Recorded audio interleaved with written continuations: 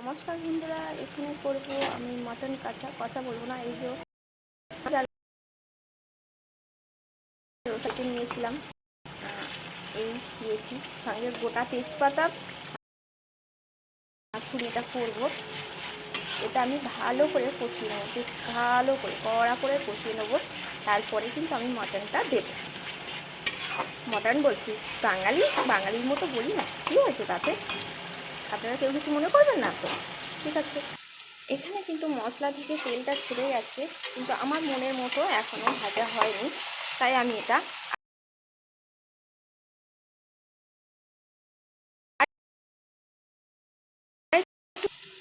দেখুন।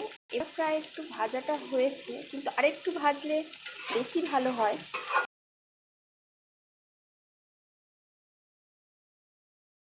একদম সঠিক পরিমাণে ঠিকঠাক ভাজা, একদম সঠিক ভাজা হয়েছে, কিন্তু আমি আরেকটু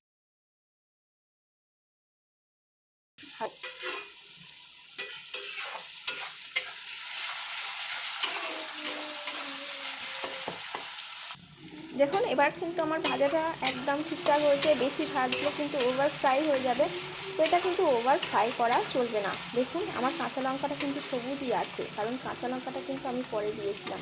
এটা এরকমই সবুজ থাকবে একদম শেষ পর্যন্ত। আর কিছু মনে করবেন না, একা দিচ্ছি তো, মানে এক হাতেই রান্না করছি আর অন্য হাতে ক্যামেরাটা রয়েছে, তো সেই সূত্রে ক্যামেরাটা একটু এদিক ওদিক হয়ে যাচ্ছে, কিছু মনে করবেন না, একটু মানিয়ে নেবেন। আর আমরা এই মটনটা দিয়ে দেবো। এখানে কাঁচা লঙ্কা মিশিয়ে রেখেছিলাম,